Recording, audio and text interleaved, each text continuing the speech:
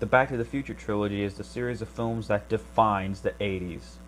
Robert Zemeckis began directing this classic series with the release of Back to the Future in 1985. This film centers on Marty McFly, played by Michael J. Fox. He's a high school teenager in the mid-80s who feels like a washed-up loser like his father before him, still being given crap by lifetime bully Biff Tannen, played by Thomas F. Wilson. Then Dr. Emmett Brown, played by Christopher Lloyd, shows Marty his latest invention, a time machine in the shape of a DeLorean. It was powered by plutonium, which Doc stole from the Libyans who, speak of the devil, show up and kill Doc. To escape, Marty drives the DeLorean and accidentally travels 30 years into the past, the mid-50s.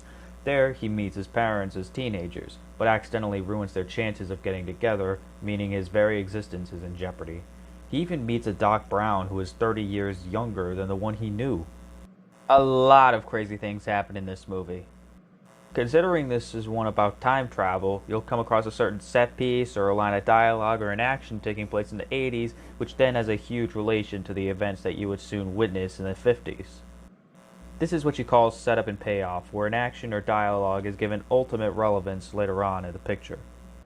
Two of the major ones affect the film's climax. In 85, Marty is given a flyer for saving the clock tower, which has stopped running since 55. He keeps it around because he wrote down a phone number to go on a date with his girlfriend Jennifer. Then when Marty meets up with Doc in the past, he still has the flyer, which shows the exact date and time the clock tower was struck with a bolt of lightning. That bolt of lightning provides the electricity necessary to provide the 1.21 gigawatts to power the DeLorean for time travel. The other instance is the Enchantment Under the Sea dance. In the present, while the McFlys are having dinner, Marty's mother talks about that same dance where Marty's parents kissed for the first time. In the past, while at the school, Marty sees a poster for that same dance, remembering that story, and attempts to get his parents together for the dance. That technique is one of the main parts of the movie that makes it a fantastic experience. While I like the first film the best, the two sequels that follow also do spectacularly in using that same technique. Not to mention, all three films feel like one continuous story. It would be a disservice if I never got around to the other two films, but I'll save them for other films, so don't worry. Not only do the examples of setup and payoff apply to this movie, but they also carry over to the other movies. You shouldn't watch one movie, plow through all three.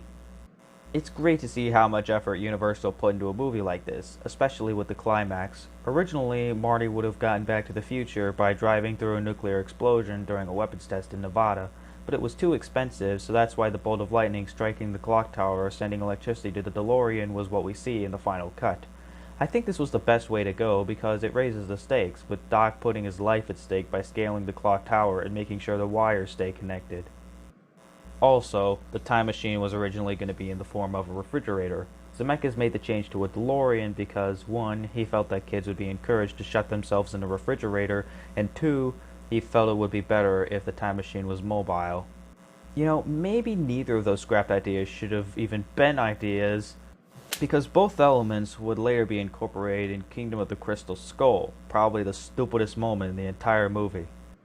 Not much else to comment. The performances are spectacular, especially Christopher Lloyd. The story is very inventive, the characters are clearly definable, and best of all, it had tremendous use of the setup and payoff technique. To me, this is the best movie I've seen that uses time travel.